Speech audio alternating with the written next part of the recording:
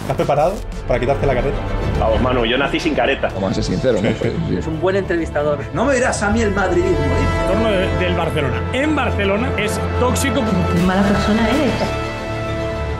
Espera que te iba de cara, ¿eh? ¡Uy, qué difícil! Ah, te has quitado la careta también, Manu. ¿Qué tal, amigos, amigas? Bienvenidos a Fuera Careta, soy Manu Falcón. Gente, antes de empezar, déjenme 40 segunditos para recordarles que si te gusta el contenido de este canal, si te gustan los vídeos, las entrevistas, puedes ayudarnos económicamente pulsando en el botón Super Gracias. Ya saben que está al lado el botón de descarga y pueden aportar la cantidad económica que ustedes quieran. Si eres de los fieles, de los que no te pierdes ningún directo, los lunes y los jueves a las 8 de la tarde con Juan, con Quillo, con Nacho, te animo que te hagas miembro. Puedes hacerlo desde solo 1,99, hay varios niveles y aunque parezca una poca cantidad, nos ayuda bastante. Y por último, y lo más importante, YouTube está premiando más que nunca los likes, así que te pido por favor que revientes este vídeo a likes para llegar al mayor número de personas posible, ¿vale? Y ahora sí, arrancamos. Amigo, como siempre, Henry, dale al play.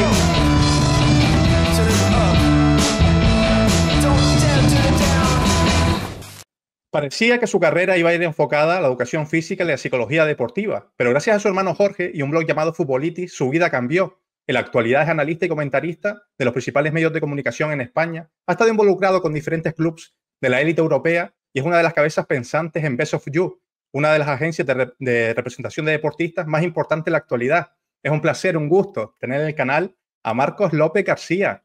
¿Cómo estás? Hola, ¿qué tal, Manu? Muy buenas, un placer estar contigo.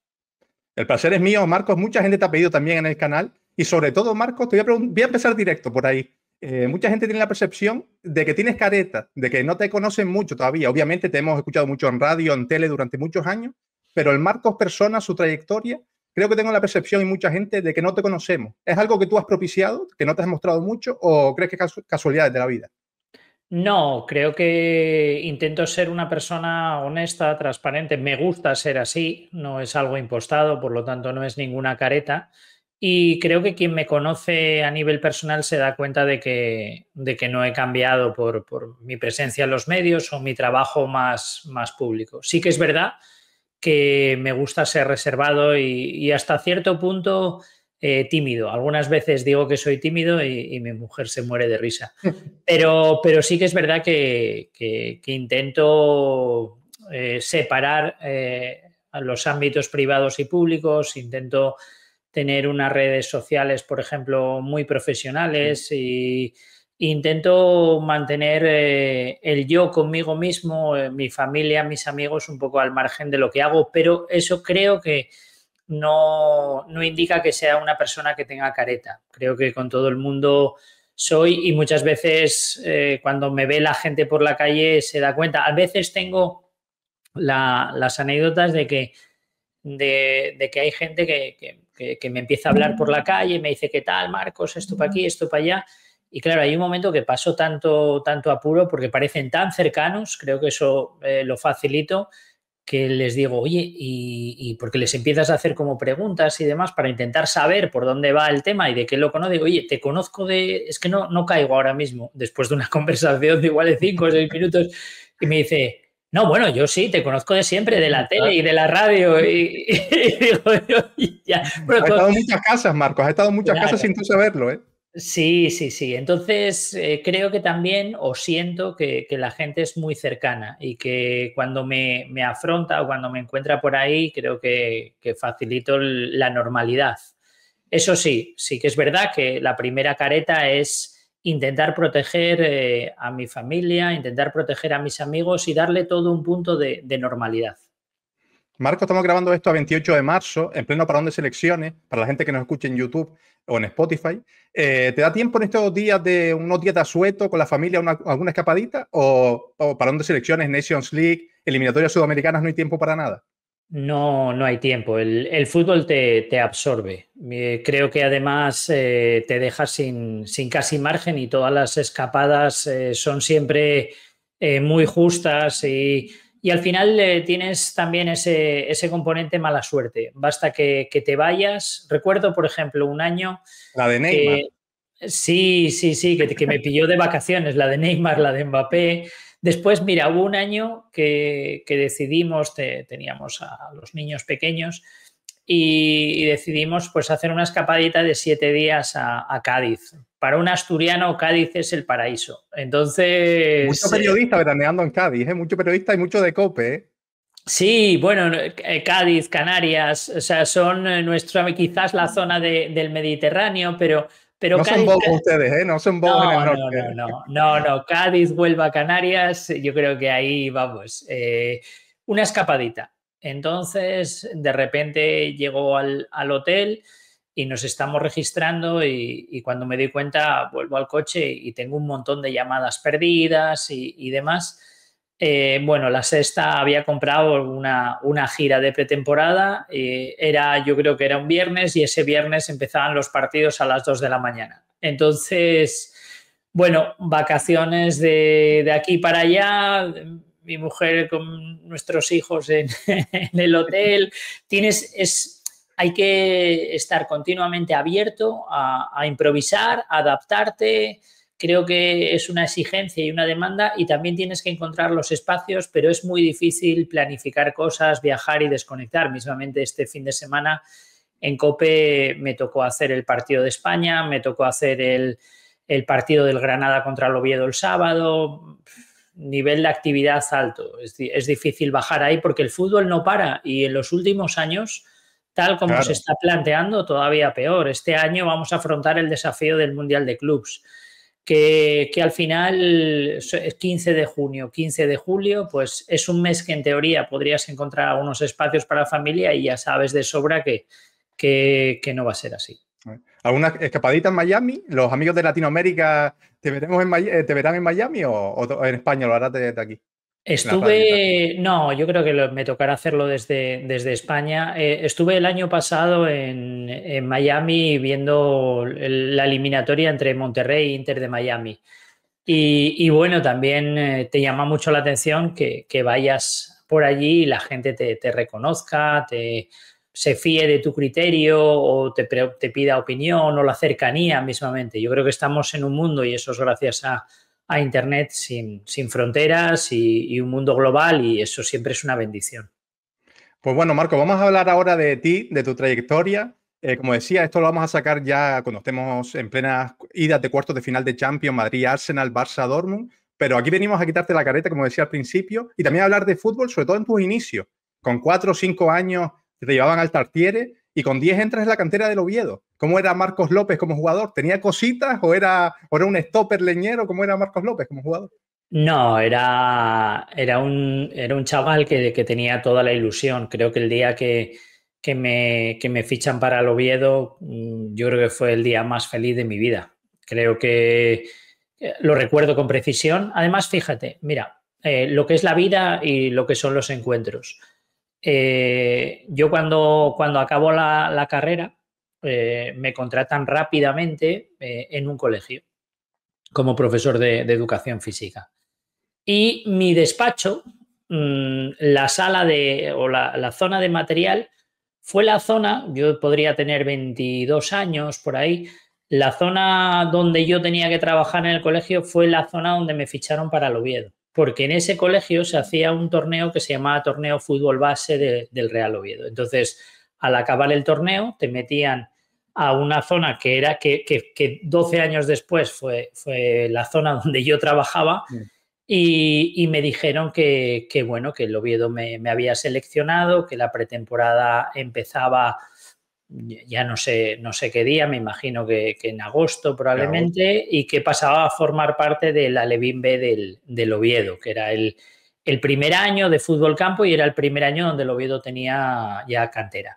Bueno, pues fue el día más feliz de mi vida, además de aquella que ahora yo creo que las comunicaciones se hacen con los padres, pues te cogían a ti solo y te lo decían. Después tú eras el que tenías que comunicar a tus padres, que es más... No se lo creyeron, ¿no? No se lo creyeron en primera instancia. Bueno, la verdad que yo era el que tenía que transmitir la información y no sé muy bien lo que transmití. Yo me imagino que después pues habría algún tipo de comunicación con mis padres, pero...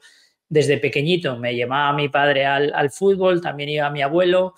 Los días de fiesta eran los días de Copa del Rey porque el partido era de noche, entonces mi abuela, que tenía una panadería, nos hacía los bocadillos y bueno, ahí estábamos viendo el fútbol entre semana y había que marchar pronto porque al día siguiente era colegio. Era un tipo de educación donde lo habitual es que los niños pues se fuesen a la cama a las 8:30, a las 9, porque ya sabes, si no, no crecíamos, o yo qué sé, o porque todo era muy, muy por el libro. Entonces, bueno, yo recuerdo aquello con gran cariño. Lástima de todo eso. Si quieres fuera caretas, pues la realidad es esa. Esto me pasa en junio, cuando acaba la temporada. Era empezar con el Oviedo, pues era empezar finales de agosto, septiembre, quizás. Sería septiembre porque era un alevín, o sea que tampoco me imagino que en agosto no entrenaríamos. Pero durante ese verano me empieza a caer el pelo y con 10 años me quedo sin pelo y mi vida empieza a estar un poco marcada. Una alopecia, nadie sabía muy bien por qué era, decían nervios. Yo era una persona bastante tranquila, creo que a día de hoy lo demuestro, porque cuando comentas partidos con millones de personas o cuando asumes la responsabilidad o eres tranquilo y eres capaz de tener autocontrol o es imposible. Y bueno, ahí lo bueno y lo malo, ¿no? Un verano muy difícil y quizás la única válvula de escape, pues ese Oviedo y empezar ahí. ¿Era como futbolista? Pues bueno, era yo creo que está mal hablar de uno, pero como ya prescribió, con 50 años que tengo ahora sigo jugando. Yo fui un futbolista que tuvo sus oportunidades para poder llegar arriba. Tuve una muy clara, que fue el Valencia. Sí, con 15, 16 años vas a la cantera del Valencia también. Ahora luego te preguntaré también por lo de lo que comentabas antes, pero ¿cómo fue el traslado de Asturias a Valencia? No sé si fue con familia, fuiste tú solo.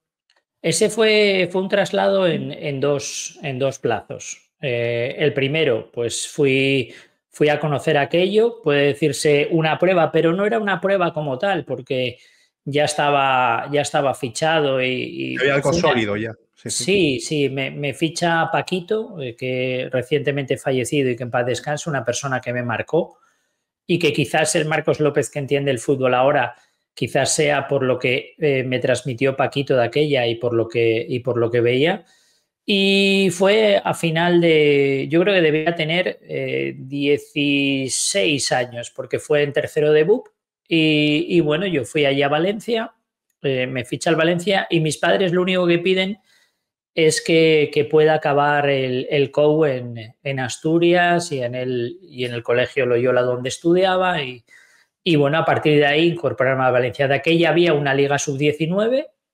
Entonces, yo fui a Valencia en diferentes fases, pero y bueno, se inauguró la residencia de Paterna. Yo tenía una habitación de aquella, la compartía con García Calvo, que después fue central del Madrid y demás, buen amigo. De Valladolid, sí.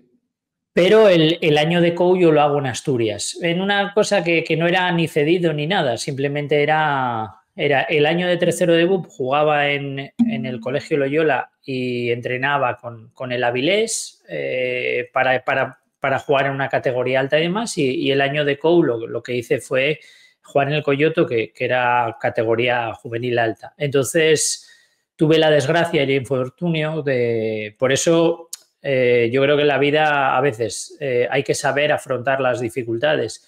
La vida se me escapa, Manu, en 3 días, más o menos, o en 2 días. Yo cuando hago COU tengo buenas notas, pues tengo buenas notas, no suspendo. Estaba jugando Liga Nacional Juvenil, que de aquella era viajar por todo el norte y era lo que viene a ser ahora División de Honor, de aquella era Liga Nacional. Entonces jugabas en Galicia, jugabas en País Vasco, jugabas en Valladolid, León, Cantabria.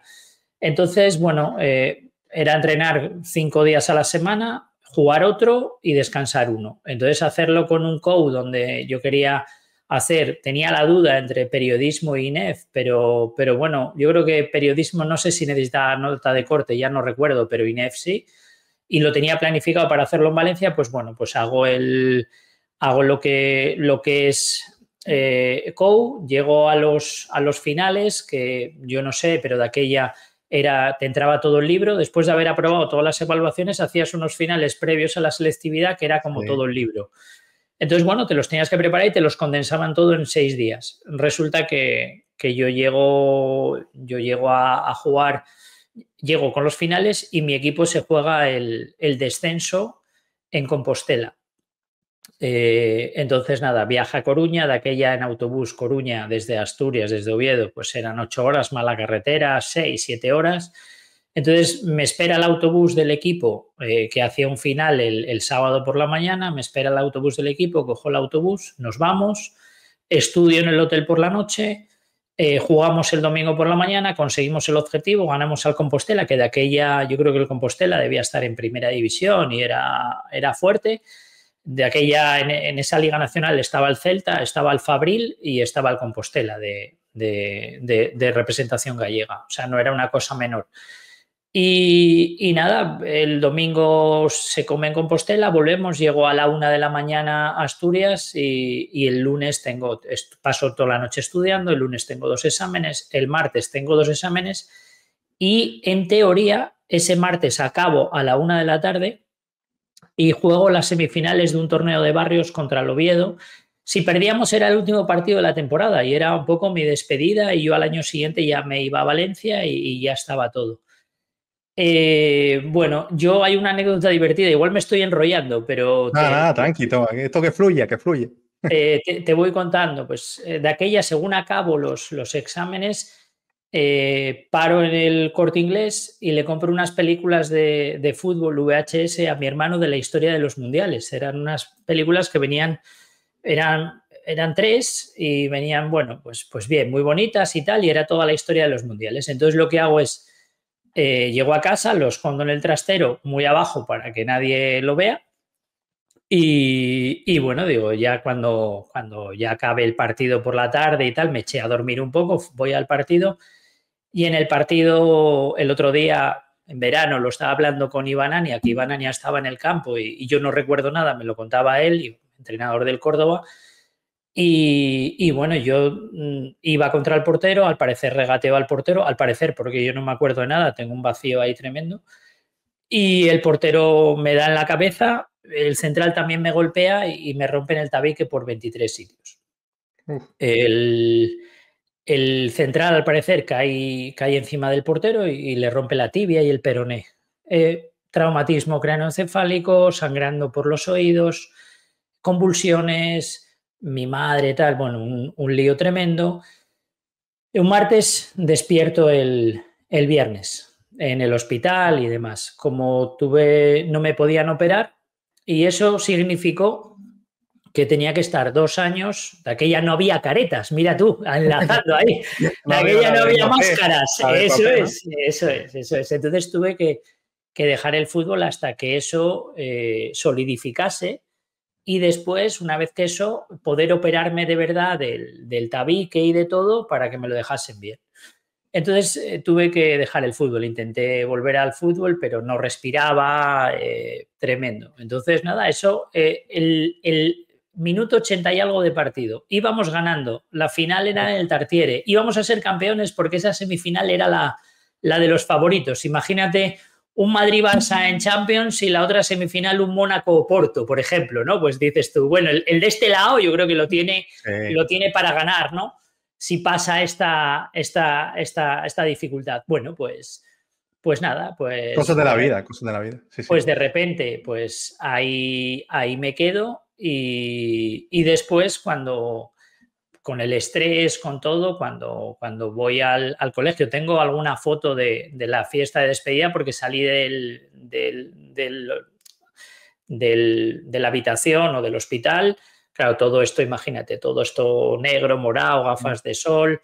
Y fui a la despedida de COU, bueno, con un dolor de cabeza tremendo el viernes y el lunes me dan las notas y había suspendido Matemáticas 2 porque me había equivocado eran 5 problemas, 2 puntos cada problema, tenía una raíz cuadrada. Sí, cualquier cosa, el estrés, el ir para aquí, para allá, que ahora te das cuenta en la vida que tendría que haber renunciado a ese partido, el de Compostela, que tendría que haber estado centrado en o sea que al final la vida te va llevando. Pues cuando me di cuenta y lo tenía todo planificado, todo se desmoronó con 18 años en nada, en 3-4 días. Entonces, adiós fútbol, adiós goles, adiós pasión. Yo creo que era un futbolista técnicamente bueno, jugaba bien, sigo jugando bien a pesar de mis años, creo que lo entiendo bien.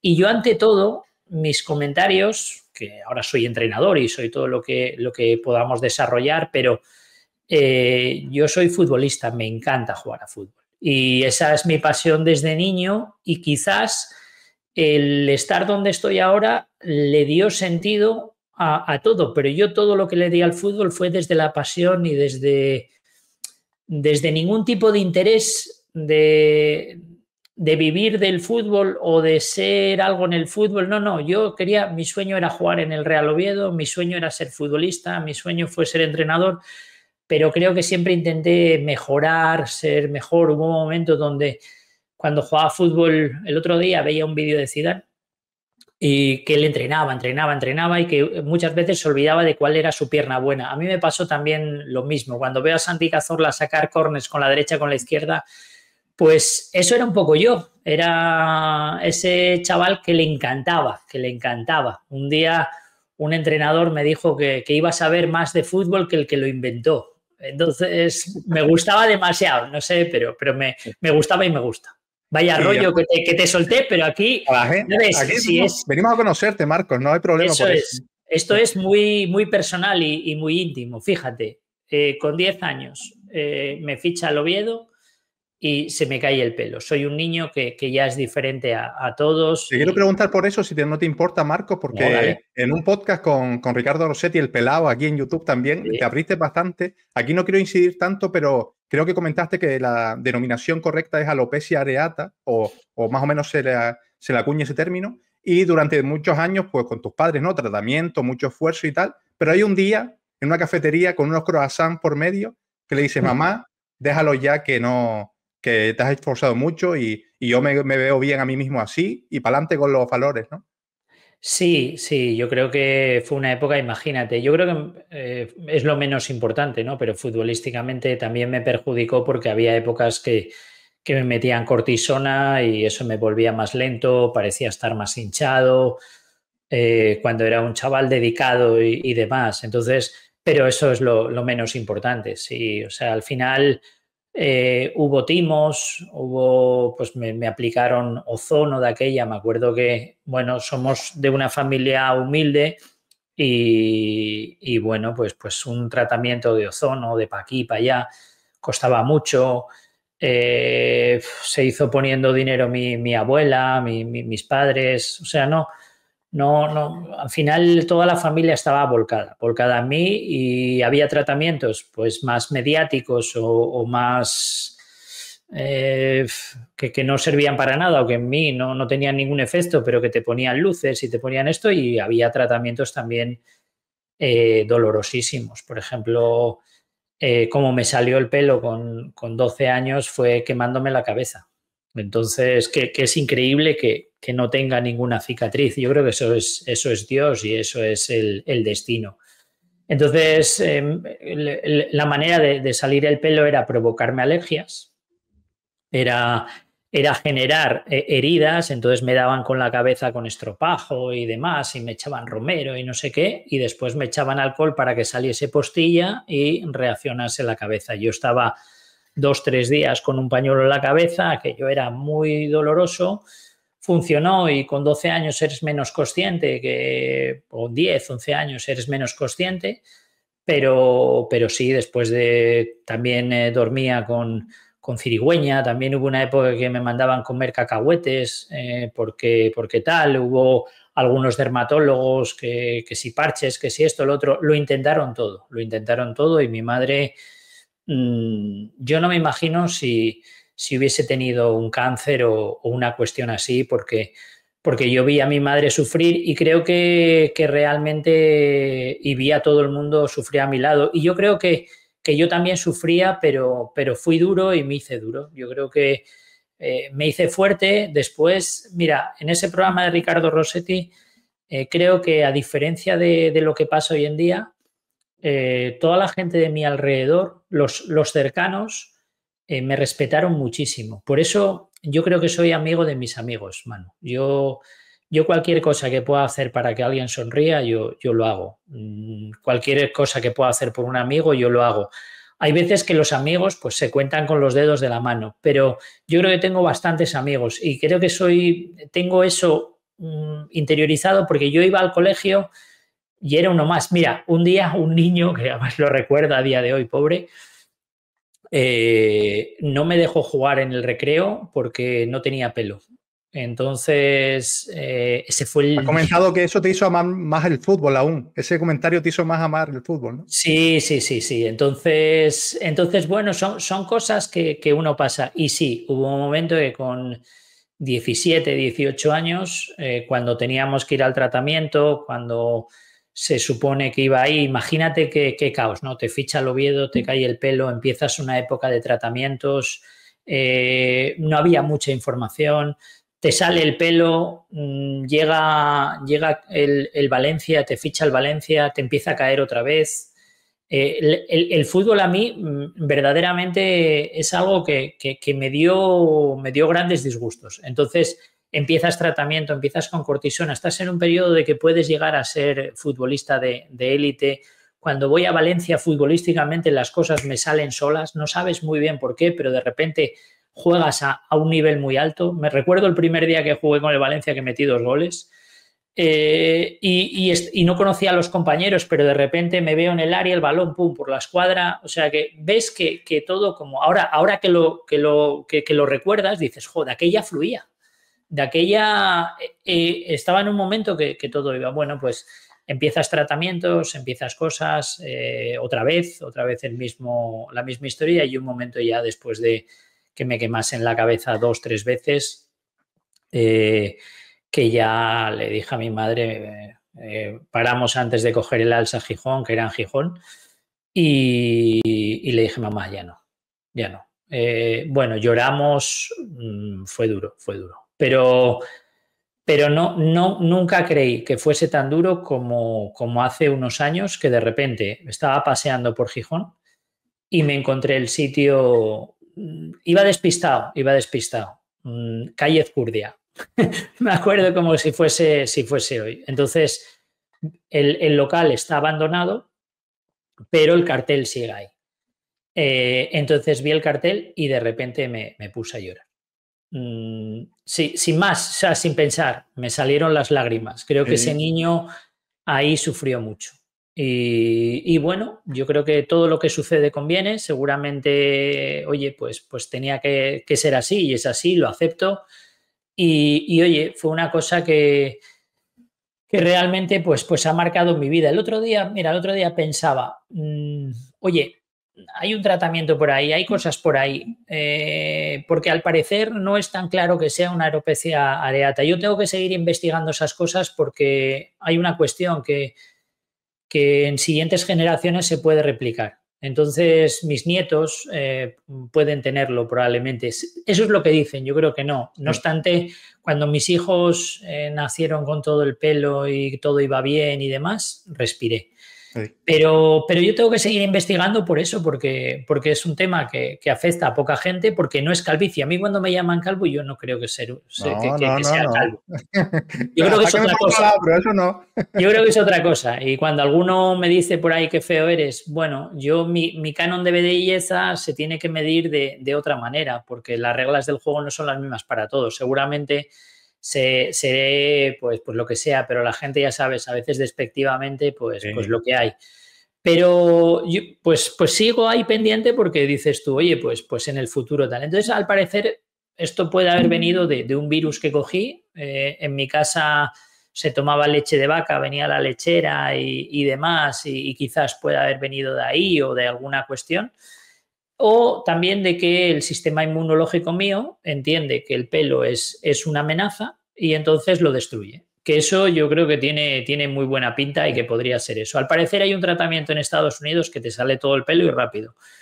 Y claro, yo un día lo pensaba, digo yo, pero es ya que... no, Marcos, si ya tienes la imagen de marca de Marcos López, facherito, así, tal, ya está. Pero aparte de eso, no sería yo.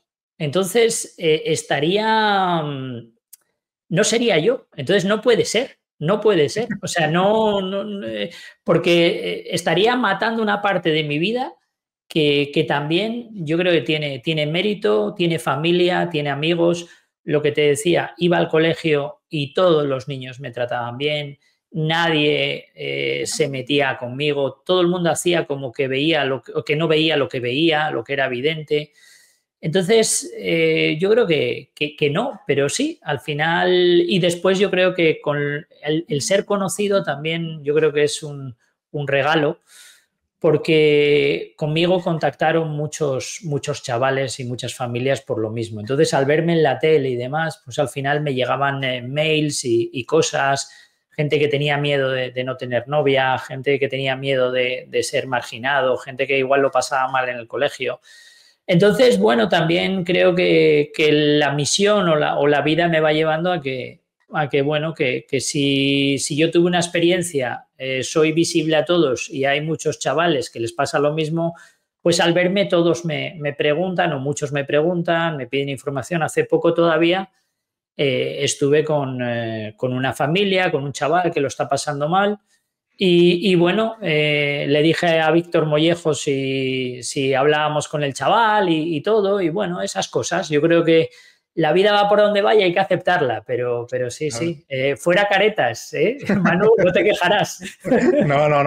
Imagino que mucha gente que lo está escuchando, por eso te decía que yo no creo que te conozcan tanto y con esto yo creo que te conocerán un poco más. Seguimos avanzando en el tiempo, Marcos, y lo mencionabas antes, esa disyuntiva de periodismo o educación física. Finalmente estudias educación física, trabajas en un cole, también juegas al mismo tiempo al fútbol sala, entrenador, y tu hermano Jorge crea un blog, Futbolitis. Marcos, ven aquí, siéntate y a escribir. Cuéntanos cómo es un poco el germen de Futbolitis. Bueno, mi hermano y yo vivíamos en la misma casa, evidentemente, y también en la misma habitación. Entonces, yo le saco 10 años a mi hermano, 9 años y medio. Entonces bueno, Él era más doctor en tecnologías, ¿no? Él era más doctor en tecnologías. Sí, él es ADE, él está... No, yo creo que de aquella estábamos todos descubriendo la tecnología porque era cuando empezaba las conexiones a Internet. Hablamos, Marco, para situar a la gente, principios de los 2000. Sí, por ahí. Entonces yo creo que estábamos todos ahí un poco empezando. Yo, pues si te pones en el 2000 y que hice COU en el 92, pues en el 92 se estudiaba informática, el BASIC y demás, ordenadores muy, muy simples, y estudiabas programación, cosas de programación, pero bueno, por ahí, por aquella época, se abre un mundo que es Internet, que es acceso a la información, que es, ¡pum!, el boom, ¿no? Que yo creo que es un poco como la inteligencia artificial ahora mismo, el ChatGPT y todos estos nuevos procesos que se están dando. Pues de aquella es Internet.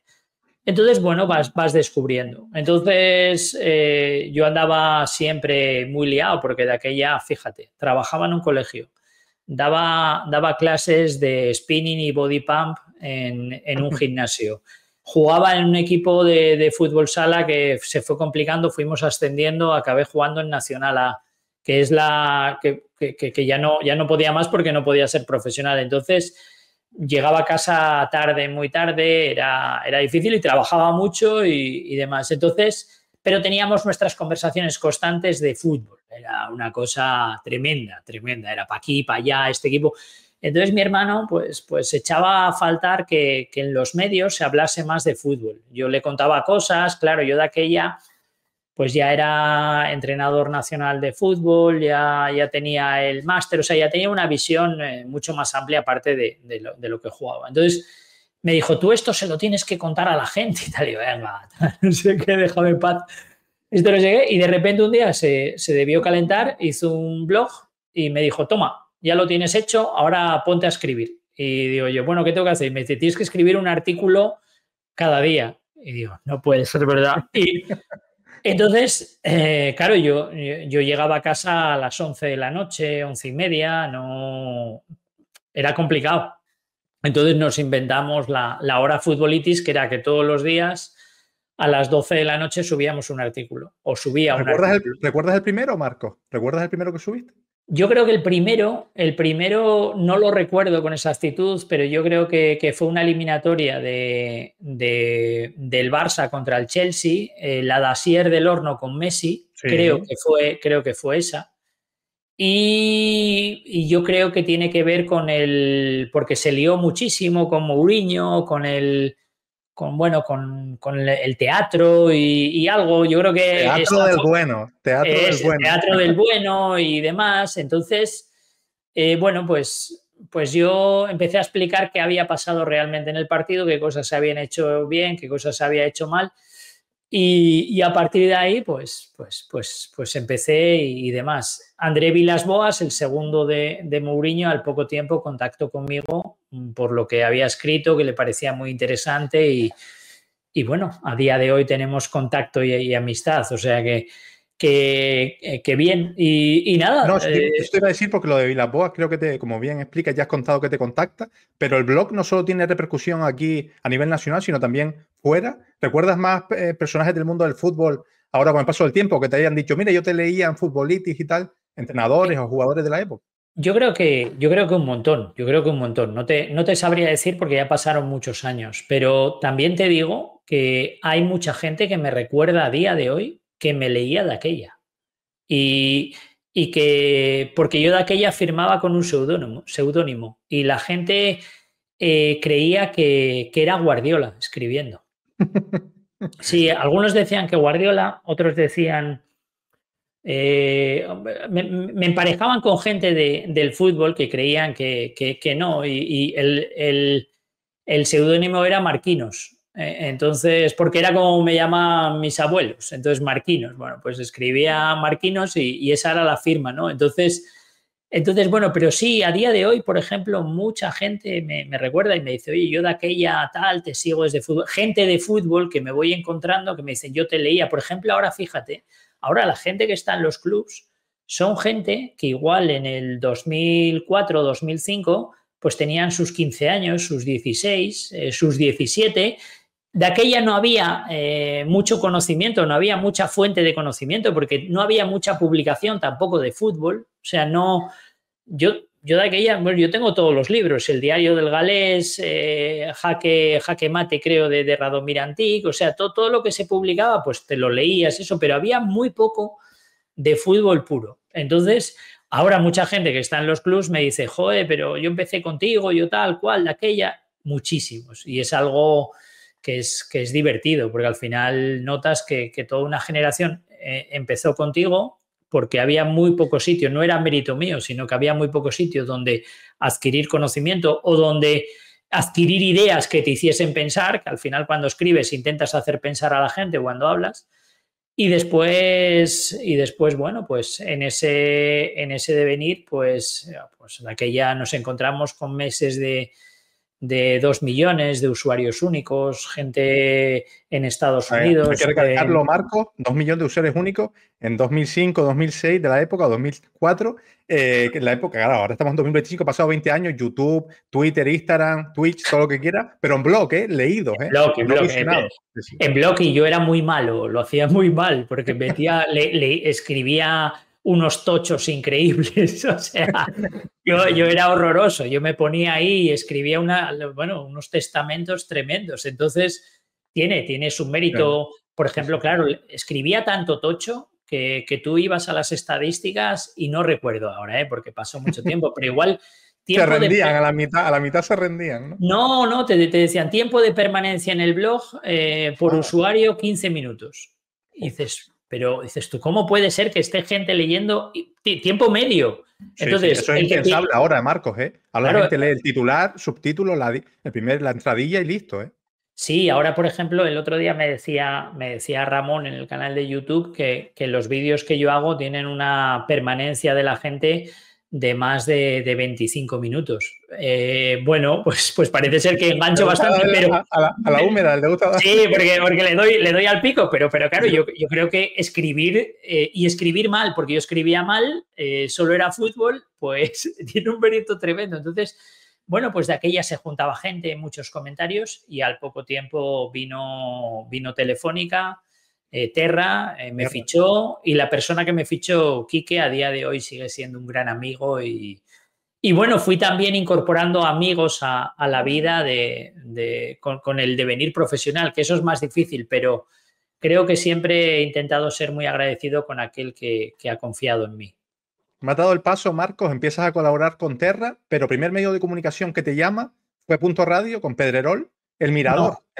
No, empiezo con Terra y Sí. una vez en Terra me llama Pedrerol. Eso, exacto, me refiero. Una vez con Terra, te llama Pedrerol para El Mirador. El Mirador se llama, creo, el programa que tenía en Punto Radio, pero le dices que no. ¿Qué te propuso que no te atreviste a dar el salto en ese momento? Bueno, porque yo creo que el planteamiento que hace es un planteamiento periodístico. Entonces, yo vivía en Asturias y de repente quiere que me vaya a Madrid y aproveché para ir a verlos y estar con ellos porque me quería fichar y se acerca. Yo creo que Pedrerol tiene siempre esa inquietud por conocer lo que llega nuevo al mercado, lo que está un poco cambiando. Siempre yo creo que ha tenido bastante implicación. Ahora en su trayectoria le ves que siempre con la tecnología siempre ha querido estar cerca, las plataformas y demás. Entonces, claro, aquello del blog era lo que era totalmente disruptivo. Entonces, bueno, pero yo creo que me quiere incorporar como un periodista más de redacción, con un salario de becario probablemente. Y claro, fíjate, yo tenía mi vida en Asturias. Yo lo que era un hobby no podía romper, porque encima mi vida profesional en Asturias era lo que había elegido. No había podido elegir ser periodista porque elegí todo el tema del deporte, pero bueno, eran las dos cosas que tal. Entonces yo tenía trabajo, era fijo. No te salía tanto a cuenta y tampoco era lo que querías tú profesionalmente, estar en una redacción siendo un periodista más, ¿no? Claro, yo simplemente eso lo tomaba como una plataforma para hablar de fútbol y me lo pasaba bien y ya estaba. Entonces, bueno, pues le dije que no y al poco tiempo, bueno, pues me llama Avellán, muy simpático porque a partir de ahí voy enlazando hechos que son casuales, ¿no? Por ejemplo, recuerdo una noche estar con mi hermano y estar escuchando la broma de la jungla esta de cambiar el canal en el satélite de la parabólica, una señora que si tal, que si subo al satélite, que si le cambio, que si no sé qué, estar muerto de la risa, pero muerto de la risa. Y al día siguiente me llama Fernando Vaquero, el productor del Tirachinas, que quieren meterme. Entonces yo pensaba que era una broma. Yo, bueno, vale, tal, no sé qué. Y le dije, bueno, ya te llamo. Y claro, yo tenía por delante 3 clases de spinning. Tenía de 7 a 8, de 8 a 9 y de 9 a 10. Entonces le dejé así y eran como las 7 menos 10 y le dije, bueno, ya te llamo. Y quedó así. Entonces me empezó a llamar y mensajes y tal. Y a las 10, bueno, le cojo, digo, bueno, no, oye, que entrar hoy para hacer un análisis del sorteo, de los equipos, de esto, del otro. Y bueno, de repente me llaman, yo estoy ahí en mi casa, empiezo a hablar, me dicen, nada, tranquilo, son 2-3 minutos. Entonces empecé a hablar, me empezaron a hacer preguntas. Bueno, 2-3 minutos para ti, dijiste. ¿No? A ver, sí, aquí, bueno, aquí nada. El sorteo de Champions te voy a analizar vamos, hasta el NAC Breda, ¿eh? Eso es. Entonces dices tú, bueno, venga, vale, tal, no sé qué. Oye, que al día siguiente tengo que ir al colegio, tengo que madrugar. Además, yo me dormía siempre con la radio. A día de hoy me duermo con la radio, con los compañeros y es como un poco el sonajero. Entonces digo, bueno, pues nada. Pues empiezo a hablar y de repente Avellán se va a publicidad y según va a publicidad me llaman y me dicen, te contratamos. El sábado ven. Mañana te llama la persona de producción y tal y cual, no sé qué. Y esto fue un jueves, que el sorteo era el viernes. Bueno, pues el sábado estaba jugando fútbol sala en Galicia y según el partido tuve que dejar el equipo. Bueno, y ahí empezó la vida a ir muy rápido y ya a ir en otra dirección. Entonces, creo que soy un afortunado por poder cambiar de vida, porque al final es como vivir 2 vidas. Tuve mis 12 años como profesional de la educación física, ahora desde 2008 intensamente, pues ya son 17 en este mundo y creo que eso te hace revivir y te hace tener muchas experiencias y demás, entonces está bien. Después hay muchas, tengo 1000 anécdotas y demás. El mismo día que un día de Reyes, el día después, yo creo que el 7 de enero, me llaman... Doble llamada, ¿no? Doble llamada. Sí. Eso es, me llaman de Televisión Española, Juan Carlos Rivero, para que vaya a hacer una Premier y media hora después me llama Antonio Esteba, mi gran amigo Antonio Esteba, que realmente, bueno, pues es la primera conversación que tenemos que me quieren contratar para la sexta. Entonces, yo también pensaba que era una broma, me digo, esto no puede ser verdad. Bueno, pues esto fue un viernes. Eso fue 7 de enero, poquito después de empezar a colaborar con Avellán en la COPE. ¿Unos meses después?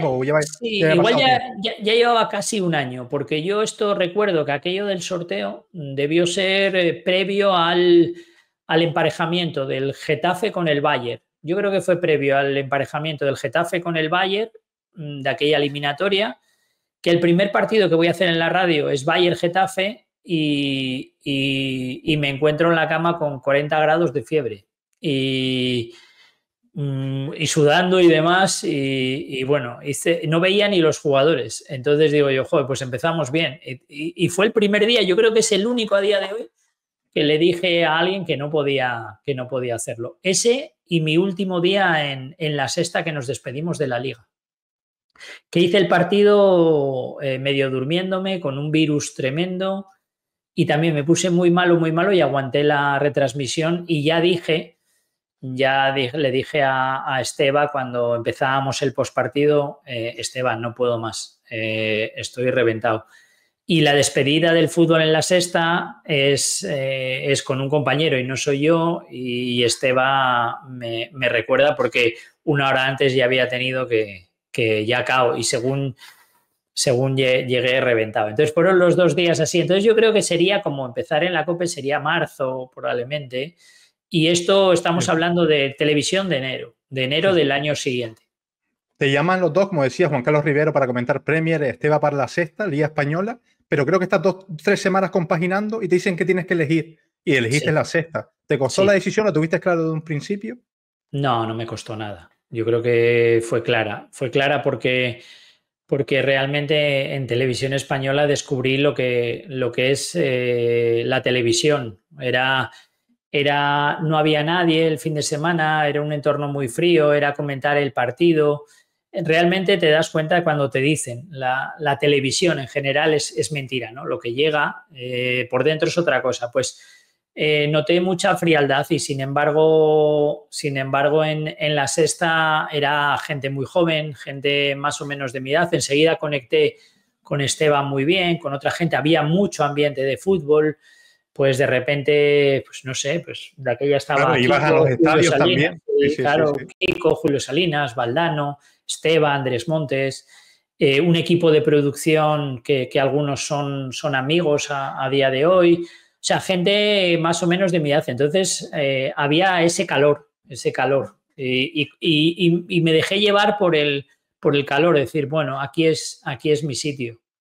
Entonces... no te costó tomar la decisión. No, sí. Te iba a preguntar, lo has mencionado ya, Antonio Esteba, ese binomio Marcos López, Antonio Esteba. ¿Sabes que hay mucha gente, que aquí hablamos en el canal mucho de periodismo deportivo y tal, cuando vienen estudiantes, que hacemos algunas charlas, no olvidan esa época? O sea, a mí por generación me pilló ya, yo soy del 90, hablamos ya de 18, 19 años y tal. A mí me marcó más Michael Robinson, Carlos Martínez, Monte Daimiel, pero es que hay mucha gente que le marcó Antonio Esteba, Marcos López en la sexta. ¿Tú lo notas eso también en tuyo, por la calle, en redes sociales, de una generación con eso, en aquel momento con 11, 12 años, descubren el fútbol en abierto, que tiene una llegada brutal y una liga potente española? No era solo Barça, Madrid, Atleti, sino una liga potente española.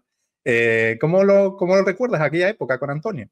Pues mira, lo recuerdo que hace como la semana pasada fui a la sauna en el gimnasio y de repente, bueno, pues de repente un chico joven, no sé qué años tiene, me dice, joder, Marcos López, joder, y Antonio Esteba. Y me dijo exactamente lo mismo que tú. Y eso fue el otro día. ¿Te parece increíble que la gente te pueda recordar después de tanto tiempo? Antonio Esteba es un grande. Es un gran amigo.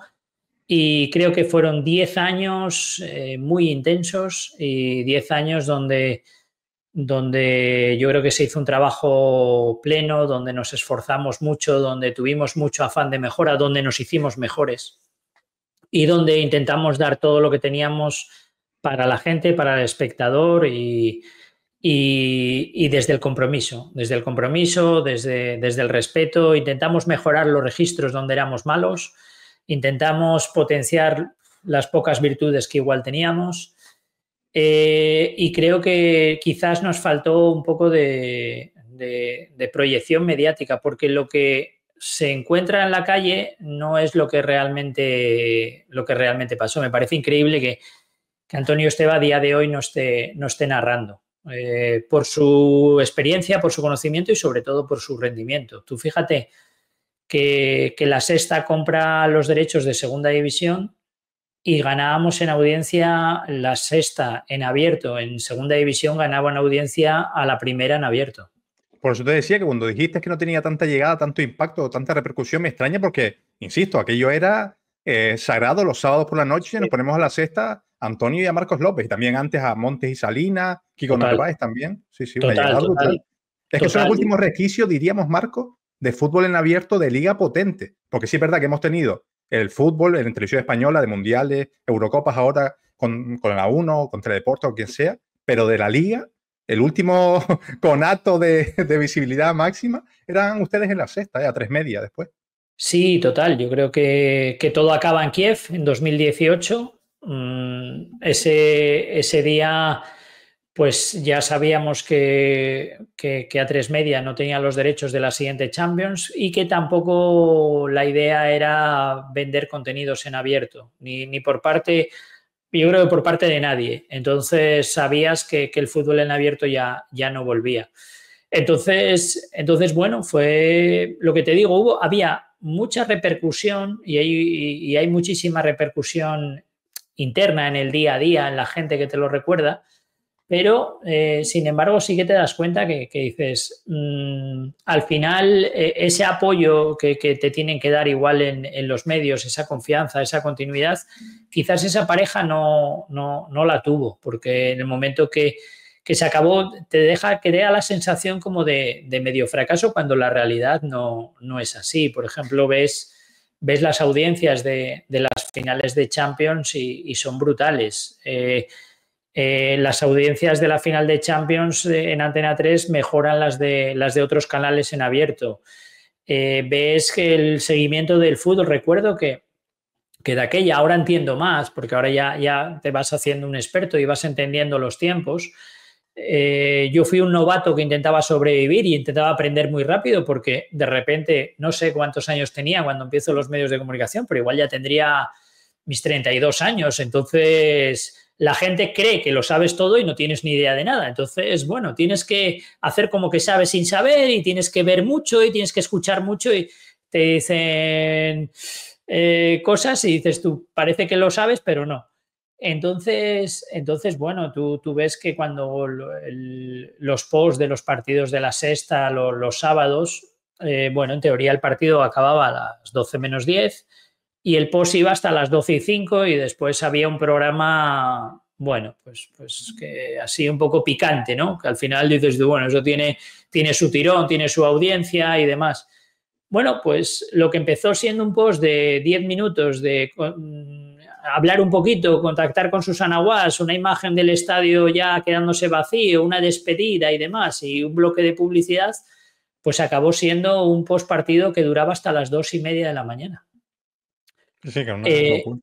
Era una locura. Yo me jugaba, entre comillas, la vida cada fin de semana, porque al día siguiente había fútbol a las 12 de la mañana y ese partido me tocaba siempre en COPE. Entonces yo a las 2:30 de la mañana salía de la Sexta y me cogía el coche y me iba hasta Asturias. Llegaba a las 7 de la mañana, me acostaba un poco y a seguir en la radio. Entonces, ahora te da un poco de vértigo solo recordarlo, porque eran auténticas barbaridades. No lo volvería a hacer, pero por suerte estoy aquí. Entonces, cuando dices, oye, pues el postpartido acababa a las 2:30 de la mañana, eso es que el producto funciona, ya sabes, en la tele, si no. Claro. Y lo que era un tema de 10 minutos acabó siendo de 2 horas y media. Entonces dices, conectas muy bien con la gente, porque la audiencia te está viendo, te está siguiendo. Y no había material para, yo no sé, partidos, no había material para hacer sobre la marcha un postpartido de 2 horas, 2 horas y media. Era imposible.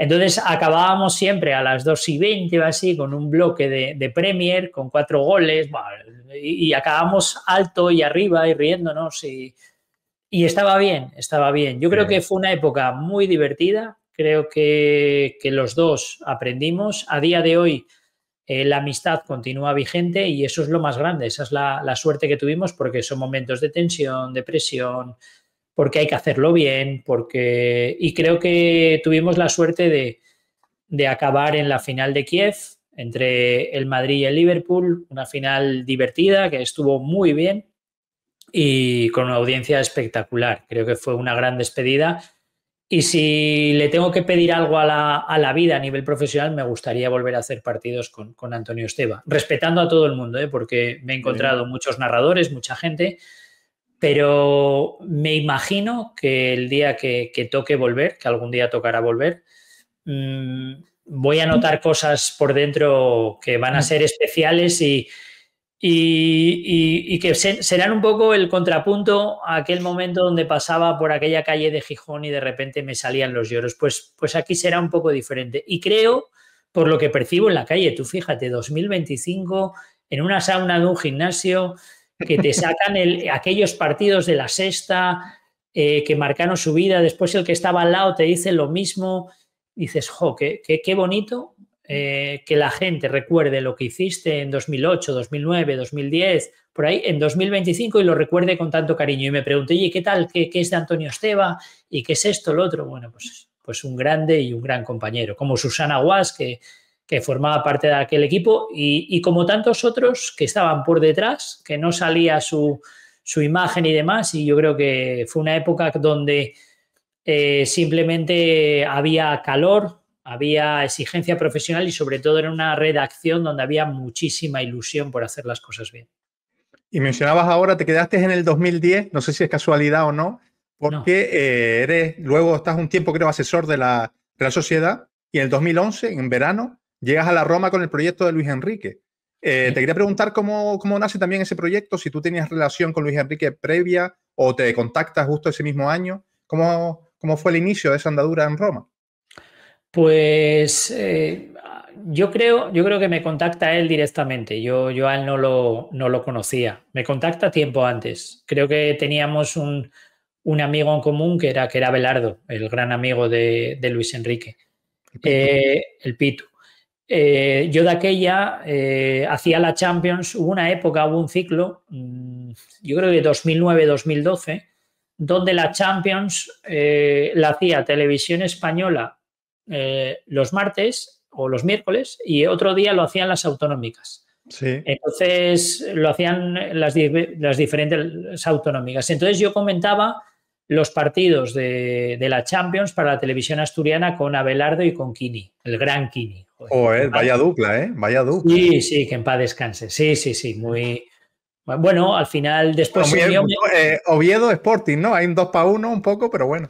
Bueno, o sea, del Oviedo yo, pero realmente no jugué, o sea, estaba un poco desequilibrado el tema, pero bueno, después se unió Mejuto González como árbitro y hicimos, y ahí, por ejemplo, Héctor era el narrador, pero el programa previo y post lo presentaba Ricardo Rossetti con Marcos García. Entonces, bueno, hicimos buen grupo y demás. Yo creo que a partir de ahí, me imagino, y esto son sospechas, le contaron a Luis Enrique cómo era como persona. Entonces, bueno, pues decide llamarme. Entonces me dice que tiene proyectos, que va a dejar de entrenar al Barça B, esto quizás pueda ser enero por ahí, que tiene proyectos, que se quiere ir a un club de fuera, o también había ofertas de España. Yo de aquella trabajaba para la Real Sociedad como asesor del presidente y bueno, pues a partir de ahí hablamos de fútbol, de ideas y me meto en el proyecto. Pudo haber sido algún otro club, finalmente fue la Roma, pues para Roma y a partir de ahí a empezar a conocer. Y bueno, una época difícil, no era fácil, no fue fácil, fue una grandísima experiencia y bueno, hay un momento... Marcos hacía de nexo entre el staff y la directiva, ¿no? Un poquito era tu papel en el comienzo, ¿no? Mi papel era de secretario técnico, por así decirlo. El problema es que la función era, yo tenía que hacer de secretario técnico informando a la propiedad del club de los jugadores que quería fichar Luis Enrique y de los jugadores que quería fichar el club a partir de una dirección deportiva, pues explicarles por qué esos jugadores no servían. Por ejemplo, si un portero no tenía juego de pies, no servía. O sea, el perfil era otro. Entonces, se trataba de aportar los jugadores a fichar y de transmitir todo el conocimiento para que también toda la parte del club que ya trabajaba en el club supiese dónde tenía que buscar y qué tipo de jugador tenía que buscar. Lo que pasa que al poco tiempo, pues Iván de la Peña se sale del proyecto y entonces me tengo que incorporar al staff. Entonces ahí hay una duplicidad entre staff, entrenador asistente y secretaría técnica, donde tengo que compaginar con el tiempo. Sí, un paréntesis, Marco. Entrenar un día a Francesco Totti. Wow, increíble. Por favor, por favor. Yo aquí tengo un mago, yo tengo aquí un mago detrás que nos custodia siempre, pero Totti era otro, ¿eh? Totti era otro. ¿Cómo es esa historia? Yo creo que lo has contado en alguna ocasión, pero para la gente que no lo sepa, ese one-to-one con Totti en un entrenamiento allí en Rock. Pues al final, en los grandes clubs, al final pasan cosas extrañas, ¿no? De aquella, pues Totti venía de lesión. Yo había tenido muy buena relación con Totti porque de aquella había sido una época de tensión y por mi carácter pues había sido un poco como mediador, como persona que relativizase las cosas, como un poco por aquí, un poco por allá, pero también había tenido mucha relación con él porque de repente, y esto es lo personal también, de repente yo vivía en el mismo edificio que Totti. Casualmente me había puesto la Roma ahí, pues seguramente sería para hacer nexos y para que también... Llevar presas, ¿no? Sí, para ser traductor, como Mourinho con Robson, ¿no? Pues igual. Entonces... Pero Marcos, él en el ático, ¿no? Y tú sí, en un físico normal. Bueno, claro, esto va así, ¿no? En Roma hay un dios y, bueno, podrías acercarte, pero un dios es Totti, sí. Sí, además la gente le ponía pancartas en la entrada del edificio. Al final le ponían flores, le esperaba la gente. O sea, era Francesco, era Francesco. Entonces, bueno, pero un día por la mañana, de repente mi hijo, 2 años quizás, un poco menos, sí, 2 años y algo, porque al año siguiente se tenía que escolarizar. Se levanta que no puede caminar. Claro, es niño, yo creo que de aquella no hablaba, simplemente lloraba y si esto es la pierna, pues ha sido doblada, entonces no podía estirar la pierna. Entonces de aquella Totti estaba lesionado, venía un doctor de Estados Unidos, el doctor Stedman me parece que era, y vio las dificultades que teníamos con él cuando yo iba al entrenamiento. Entonces me dijo, oye, cuando acabe yo con el médico, que venga y que lo vea.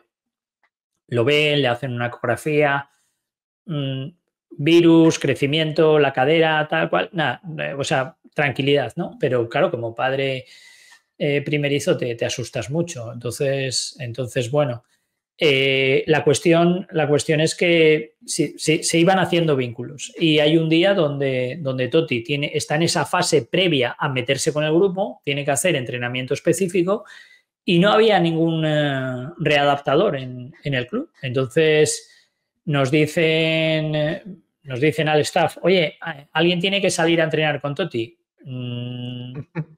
Y lo dice la persona de confianza de Totti. Yo noté un silencio y dije, venga, voy yo. Decirme lo que tengo que hacer y lo hago.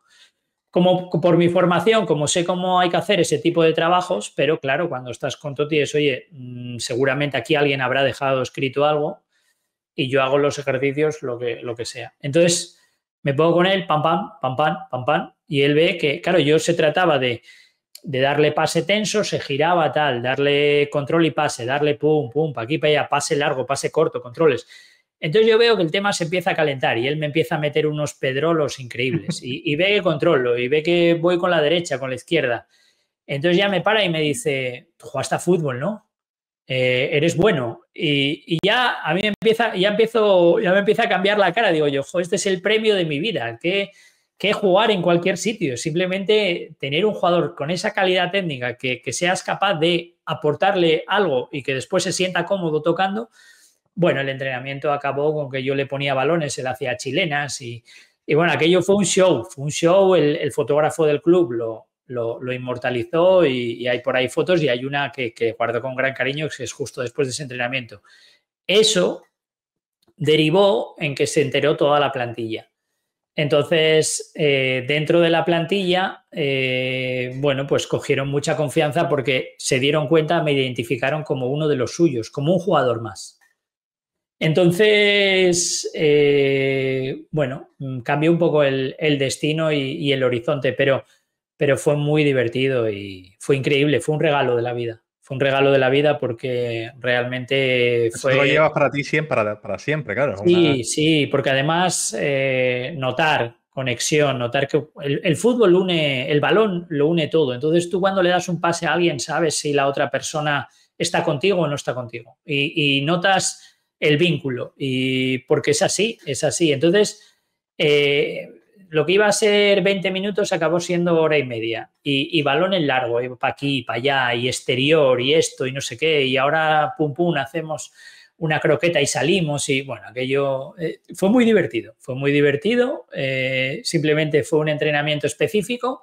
Pero mira, a día de hoy lo recuerdo. Grande Totti, grande Roma, siempre. Sí, no llevabas ni un año allí en Roma, te desvinculas, ¿no?, del club, y en aquel momento, bueno, lo comentabas, ¿no?, que ya tenías más amistad con los jugadores y tal. No sé si eso a lo mejor no gustó a Luis Enrique o gente de su equipo también. ¿Cuál fue el motivo de tu salida real? Porque ya sabes que se comentó muchas cosas tú mismo lo decías, la relación de Totti con Luis Enrique, de Luis Enrique con los capitanes. ¿Cuál fue el motivo de tu salida, al menos tu verdad, de Roma? La verdad no existe y cada uno puede especular. Yo, como bien dices, yo tengo mi verdad. Yo creo que debió ser más bien marzo, finales de marzo. Yo tenía contrato, no tenía un contrato al uso. Tenía contrato de temporada a temporada, pero yo tenía que planificar el año siguiente, porque al final yo estaba dentro de la dirección deportiva. Claro. Entonces, yo tenía que ser honesto, y porque yo no podía seguir en la Roma para planificar un año siguiente donde Luis Enrique no iba a estar y yo lo sabía. Entonces, no me apetecía estar engañando a todo el mundo y estar ahí en una posición de sí, pero no, pero no. Entonces, coinciden muchas cosas. Una, que tengo que tomar la decisión de escolarizar a mi hijo. Entonces, ahí la madre y yo, pues era empezar en italiano, teníamos contrato, o escolarizarlo en España. Después también estaba el tema de la sexta, la sexta y el fútbol. Esteban me mandaba mensajes. La verdad que yo echaba mucho de menos aquella época. Yo no sé, yo creo que sí, yo creo que de aquella, yo creo que me llevé el Canal Plus o el Movistar, lo que fuera de aquella, el Digital Plus, seguramente me lo llevé para Italia y yo creo que funcionaba. Entonces, con la parabólica de allí, yo tenía Sky Italia y tenía también la parte de España. Entonces, yo no sé cómo, pero yo creo que sí, yo creo que veía la tele. En mi casa se intentaba ver siempre televisión italiana para aprender el idioma y para dominarlo y demás, pero yo creo que los partidos de la sexta me los veía cuando podía, estaba un poco pendiente. Yo no sé, igual los veía y tengo mal recuerdo, porque igual lo veía por Y Scout, que los subían por ahí, no lo sé. Pero yo tenía cierta nostalgia. Y después me di cuenta de que si yo emprendía mi camino con Luis Enrique, yo no iba a tener control de mi vida. Y a mí me gusta tener el control de mi vida. Entonces, después consideraba que las personas que rodeaban a Luis Enrique, después se demostró, y ya todo el mundo sabe las historias, no tenían los valores que podría tener Luis. Y tampoco tenían los valores, por supuesto, que tenía yo. Entonces, tuve una conversación con Luis, le dije que lo iba a dejar, que me iba a ir, que entendía que las personas que le rodeaban no eran de mi agrado y que ya. Entonces me intentó convencer de que siguiera, me dijo, mira, vamos a entrenar al Barça. Yo creo que después, tarde o temprano, no era que al año siguiente, no, porque después fue al Celta, pero me dice, oye, mi proyecto es entrenar al Barça, tenemos que estar ahí y tal, toda la historia. Y le dije, un proyecto no, ambicioso, ¿eh? Un proyecto ambicioso con el Barça de fondo que, sí, sí. Bueno, para la gente que se ha quedado un poco en el aire ahí, Marcos, para que no pueda, que esté ahí barruntando, decir que en el staff de Luis Enrique en aquella época ya estaba Robert Moreno, que después Sí, se claro. vio que cómo acabaron con Luis Enrique y tal. O sea Claro. que no era una decisión que por lo que el ambiente que estaba alrededor de Luis, no tanto con Luis Enrique, pues no compaginaba con tu personalidad. Sí, Robert Moreno cenaba en mi casa, se le abrió en mi casa, a su pareja, pues mi mujer estaba cerca porque había tenido que dejar su trabajo, su pareja, o sea, se intentaba ayudar a todo el mundo y sin embargo veía yo que no, porque al final lo que importaba era llegar pasando por encima de cualquiera. Entonces no es mi manera de ser. O sea, mi manera de ser es tranquilidad. Creo que lo que conseguí no es a base de haber pisado nunca a nadie, sino de haber intentado trabajar y de haber intentado mejorar y demostrar profesionalidad y nivel. Entonces yo veía que las historias se confundían, que los mensajes llegaban alterados y no. Hubo alguna historia con jugadores, permíteme que no te la cuente, y eso no tiene nada que ver con la careta, donde vi que este chico o esta persona fue por detrás y tenía todas las pruebas para intentar destrozar mi relación con la gente del club. Entonces, cuando vi, los puse claramente, se lo dije a él y me fui. Entonces, pero creo que me fui decidiendo volver a la Sexta, volver a los medios de comunicación, volver a la Real Sociedad. Cuando se lo comenté a Joaquín Aperribay, además, fue una época donde, mira, estoy pensando esto. Se lo comenté a Joaquín, estoy pensando esto, mañana mismo te contrato. Esa fue la respuesta. Yo en el tiempo en la Roma seguí intentando ayudar a la Real y dando consejo y estando a lo que tenía que estar. Hablé en la Sexta y dije, oye, ¿qué pasa si vuelvo mañana? Si llegas para el sábado, estás en el partido. Joder, pues la verdad has hecho bastante bien, ¿eh? Porque eso es complicado, ¿eh? Porque mucha gente, ya sabes, Marco, en los medios de comunicación y también en el mundo del fútbol, tú sabes mucho más, pero cuando los dejas, a lo mejor hay mucho resentido que te dicen, no, cuando vuelva, aquí no voy a estar. Pero en tu caso, tanto la Real como a Tres Media, cuando quieras, puertas abiertas. Eso sí, yo creo que todo eso aceleró una decisión que en teoría era de final de temporada, pero que había que ponerle cara porque yo sabía que Luis no iba a seguir, pero había que planificar el año siguiente. Si no estuviese en la parte de la dirección deportiva, pues realmente lo podría enmascarar bien porque es el equipo y el rendimiento, pero estando ahí, teniendo que dar nombres de jugadores, teniendo que iniciar, era un poco ser falso y, claro, y yo ahí me cuesta mucho, de tal manera que a mí mis padres me educaron y me dijeron siempre, haz las cosas como si todo el mundo te estuviese mirando a través de una ventana y por ahí voy. Entonces, bueno, fue una época donde la gente cree que fue Luis Enrique y no fue Luis Enrique.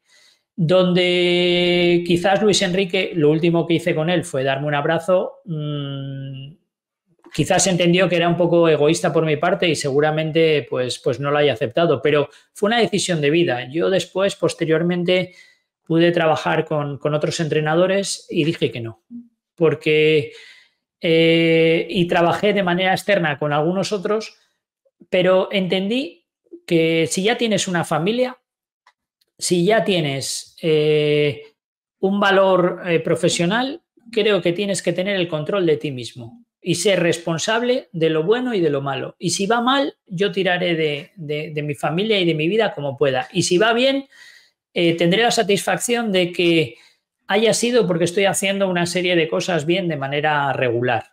Y ya está, pero el mundo del fútbol a veces es para aquí, para allá.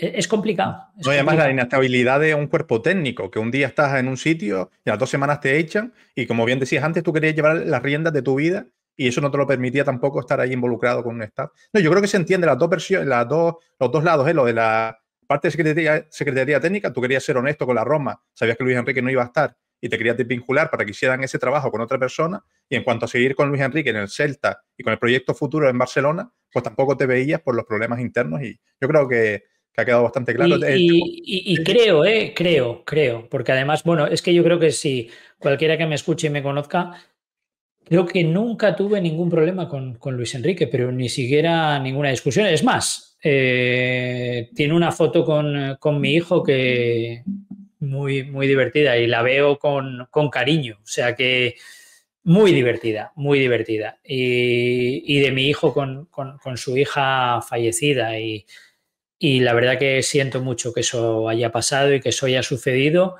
Y creo que he sido capaz de alegrarme cuando le ha ido bien.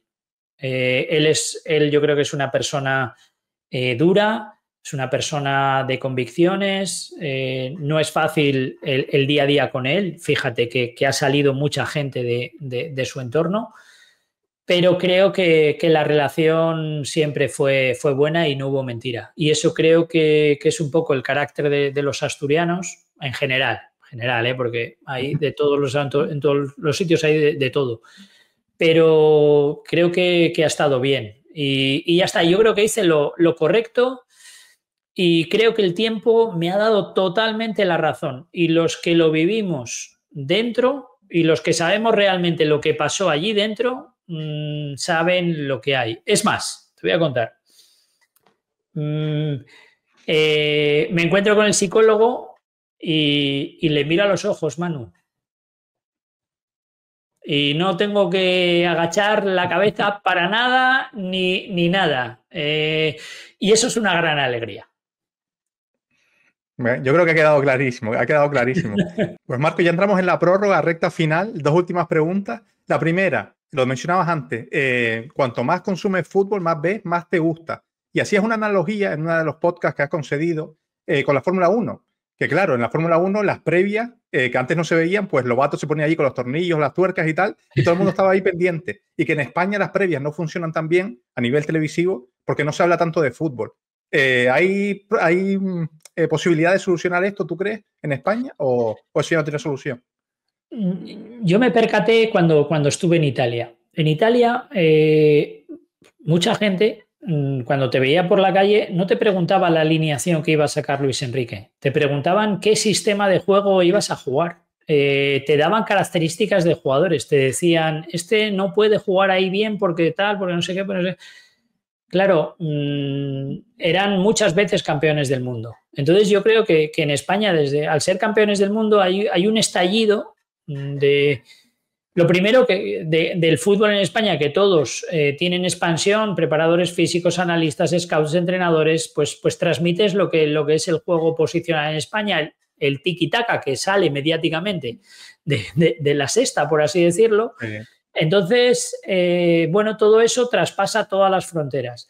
Entonces, creo que si fuésemos más veces campeones del mundo, habría mucho más interés en por qué unas veces somos campeones y otras no, en conocer el juego. Creo que hay una labor pedagógica que hay que hacer desde los medios y creo que es rentable, porque fíjate, ¿qué daría ahora cualquier operador televisivo que comprase la Fórmula 1 poder meter 1 hora antes del inicio de la Fórmula 1 y 1 hora después? Y con unas audiencias que probablemente si el Gran Premio era un 45% de audiencia, la previa estaría en un 19 con 1 minuto de oro antes de la salida, que sería brutal, y después un post que estaría en el 20 y algo, un 20 y algo por ciento de un post.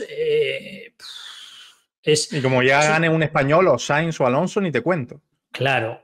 Entonces bueno, estás fidelizando. Entonces haces un esfuerzo, una inversión en que la gente conozca el deporte. El problema del fútbol es que de fútbol sabe todo el mundo, pero realmente a mí me da la sensación de que el fútbol es bueno, yo creo que es inagotable. Yo creo que es la inmensidad. El fútbol te admite todo, porque cada jugada es diferente a la anterior. Conectar 11 jugadores, 11 rivales, estados de ánimo, reservas, suplentes, cambios, sistemas de juego, táctica, técnica, golpear con la derecha, con la izquierda, ¿por qué elige el interior y no el exterior? ¿Por qué un golpeo tiene que ser así o asado? ¿Dónde está el cuerpo? Yo creo que es muy amplio y a veces me da la sensación de que se reduce mucho a la polémica arbitral y sobre todo últimamente. Y creo que todos nos enamoramos del fútbol viendo las jugadas de los grandes, viendo a tus ídolos en el campo y viendo a los jugadores por la televisión. Yo siempre lo digo, yo creo que me hice un poco ambidiestro de golpear con la derecha y con la izquierda porque de pequeño pues empecé a imitar a Maradona. Entonces empezabas a imitar a Maradona en el pasillo de tu casa, después en el patio del colegio, después en la calle, después jugando con una piedra, después lo que sea. Entonces, al final, yo creo que nos quedamos con cosas que están bien, que son una parte del juego, pero que creo que discusiones profundas y llenas de contenido, no serias, no aburridas, no, esto no tiene nada que ver. Mucha gente lo confunde, mucha gente confunde táctica, claro, análisis con aburrimiento. Claro. Y se puede comunicar y ser, no te diré gracioso o cómico, pero sí entretenido. Tú puedes llegar a la gente hablando de táctica siendo entretenido. Claro, y además que hay un público, Marcos, para todo. Hay gente que le gusta mucho la táctica, hay gente que le gusta mucho la polémica, otro más el salseo y tal. Lo que pasa es que yo creo que estoy de acuerdo contigo que se ha abandonado un poco de la mano de Dios el tema del análisis en las previas, sobre todo, que se reduce a alineación, última hora y poco más. Por ejemplo, oye, la previa y el post no funcionan. Ya, pero por ejemplo, en nuestra época en la sexta funcionaba y funcionaba muy bien. Y fue a más. Entonces yo creo que habrá que...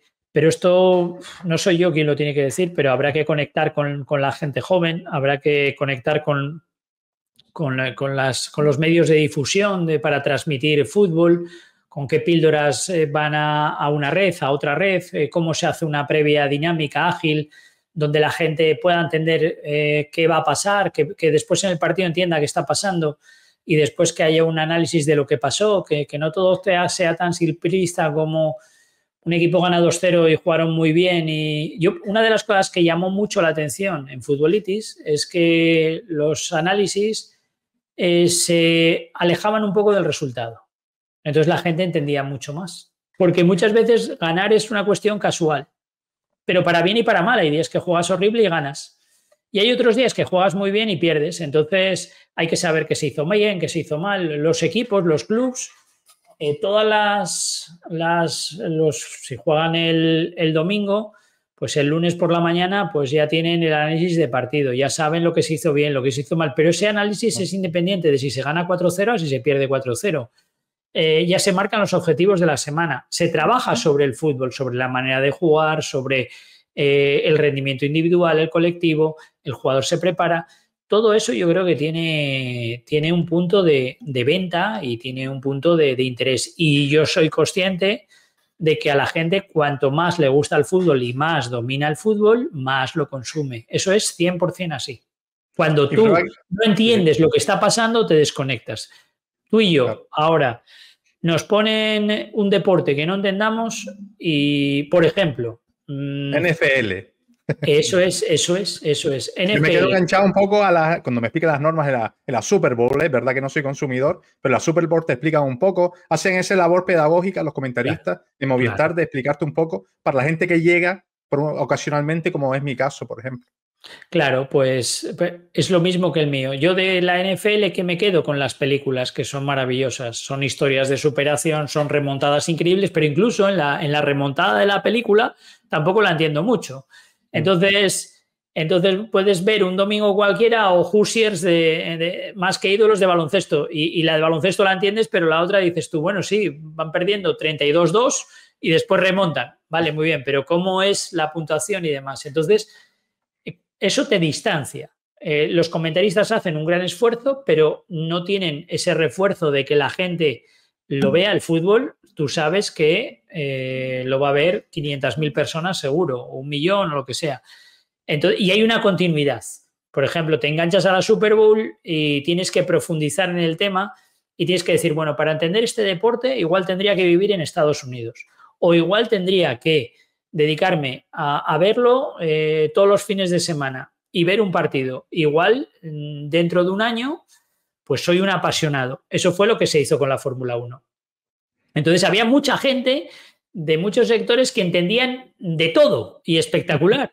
Realmente, como es un deporte de ingeniería, tampoco entendíamos tanto, porque el bus damper, el otro, bueno, sí, está muy bien. El alerón, 2 grados, no sé qué, para aquí, para allá, todo muy bien, pero realmente crees que sabes sin saber. Pero tú sientes, cuando empieza la carrera, que la estrategia de Alonso, del otro, de pa' aquí, de pa' allá, tú crees que estás dominando lo que va a pasar. Y dices, cuidado con la parada, esto no sé qué, mira este mecánico, la tuerca, no sé qué, pa' aquí, pa' allá. ¿Cómo está degradando? Tú crees que lo dominas. Entonces tú te sientes ahí más cómodo. Tú sabes que en cualquier momento en ese deporte puede pasar cualquier cosa. Hay gente que dice, pero ¿cómo ves eso si son 80 vueltas que nunca pasa nada? Dices tú, aquí puede pasar cualquier cosa en cualquier momento. Claro, esa es si la parpadeas magia. te lo pierdes, si parpadeas te lo pierdes. Eso es. Entonces tú coges confianza, tú crees que lo dominas, tú crees que lo entiendes y lo consumes. Y después opinas sobre ello. Joder, pues tenía que haber salido con duros. Y con amigos también, comentas la carrera por WhatsApp, cuando va a entrar en boxes y tal, yo creo que el punto se entiende, sí, sí. Y en la NFL, pues te juntas ahí en la Super Bowl, los comentaristas son brutales y hacen ese esfuerzo, pero claro, no tiene esa continuidad. ¿Y quién tiene su tiempo en su vida para tomar un deporte sin entender nada y decir, bueno, voy a estar un año, año y medio viendo esto que no ve nadie en España, tampoco voy a poder hablar con mis amigos porque tiene que haber una inmersión, tendría que estar viviendo en Estados Unidos probablemente y que todo el mundo hablase de esto y claro, o lo entiendo o te quedas sin conversación. Entonces no lo haces, las audiencias no suben, tienen un techo que son lo que son. Claro, ¿merece la pena invertir el tiempo de la gente en conocer ese deporte? Pues no, probablemente no. Después, la frustración de los que compran los derechos si ¿tienen posibilidad para llegar un poco más allá? No. Yo creo que el fútbol tiene todas esas puertas abiertas y tiene todos esos conectores por conectar. Tú puedes ir hasta donde tu imaginación te lleve analizando fútbol, porque puedes hablar de todo, increíble. Sí, hay millones de derivadas. La última, Marcos, actualidad pura, colaboras en COPE, en Movistar La Liga, en OK Diario también, con Ramón en YouTube. Por cierto, agradecerle a Ramón que solamente que ve la entrevista que haya podido hacer de Nexo para tener a Marcos aquí. Y ahora, bueno, lo comentabas antes, acabas de cumplir 50 años, aunque tienes un aspecto bestial. Te quería preguntar, toda tu trayectoria se ha relacionado siempre como el especialista de fútbol, ya sea de fútbol internacional o de fútbol español, lo que sea. ¿Te gustaría, no sé, en un futuro encabezar un proyecto tuyo, por ejemplo, propio, siendo presentador, otra rama de la comunicación, del periodismo que no hayas desempeñado ahora? ¿O estás bien, estás cómodo en el papel que más o menos te ha encomendado en la profesión como comentarista, analista? Yo creo que estoy bien y creo que es mi rol. Creo que se me da bien ser el... Creo, la gente después dirá lo que sea, pero se me da bien ser el número 2.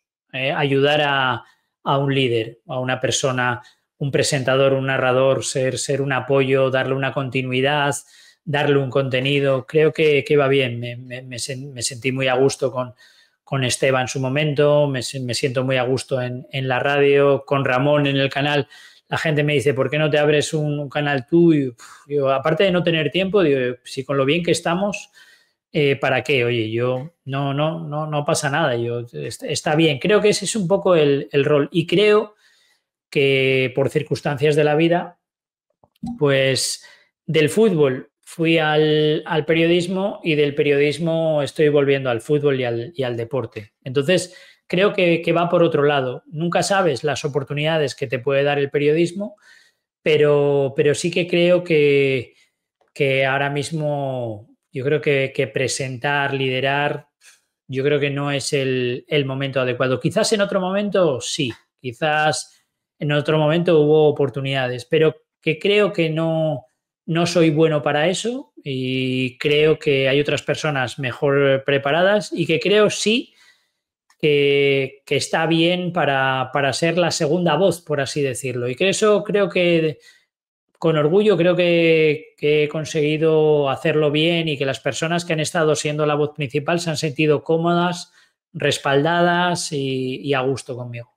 Es muy importante lo que dices, Marcos, sobre todo para la gente joven que empieza la comunicación y tal, porque a veces nos creemos todos que somos muy buenos narrando y no lo somos tanto, o que somos muy buenos haciendo análisis o comentando y no lo somos tanto, y hay gente a lo mejor que no es tan buena delante de cámara o en un micrófono y es buena detrás, y ese trabajo vale igual, o pasa que tiene, ¿verdad?, menos repercusión, pero bueno, el punto que dice, también un punto de humildad, yo creo que podría encabezar tu propio canal de YouTube o de Twitch o lo que sea, y lo petaría seguro, porque los vídeos de Ramón también aquí en YouTube lo petan, pero es un buen punto también para la gente que empieza, porque se pueden frustrar, ¿no? Porque dicen, coño, si me gusta narrar y creo que lo hago bien y la gente no me ve, a lo mejor quizás no somos tan buenos en algunas facetas como nos creemos y estamos mejor en otro, en un punto, en un nivel 2 o acompañando a un líder, como dices tú, y es importante también recalcar eso.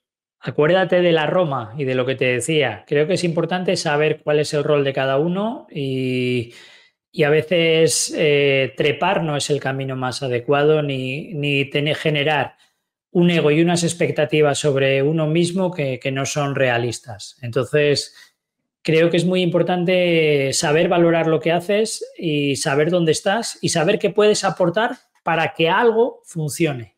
Y creo que cada uno sabe sus capacidades y sus espacios y que cuando ya tienes unos años y diferentes oportunidades, yo creo que tienes que saber. Además, tú sabes lo maravilloso que es compartir.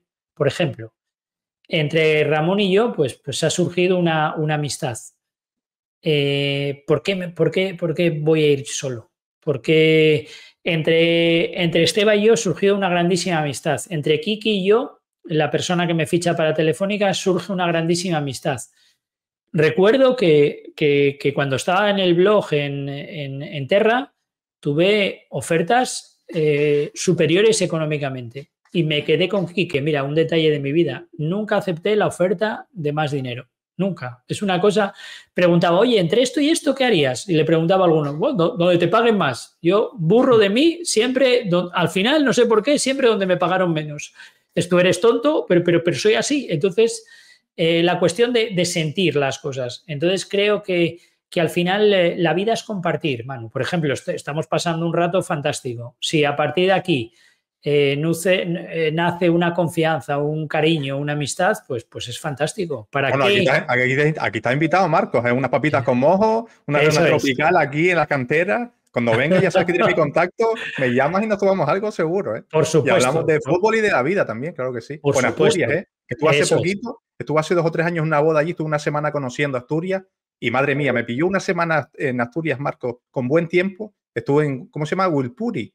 Las calas que hay allí. La playa de Galpayuri o Huipiyuri, hoy me pillas. Bueno, la zona de Llanes, sí, pero... Sí.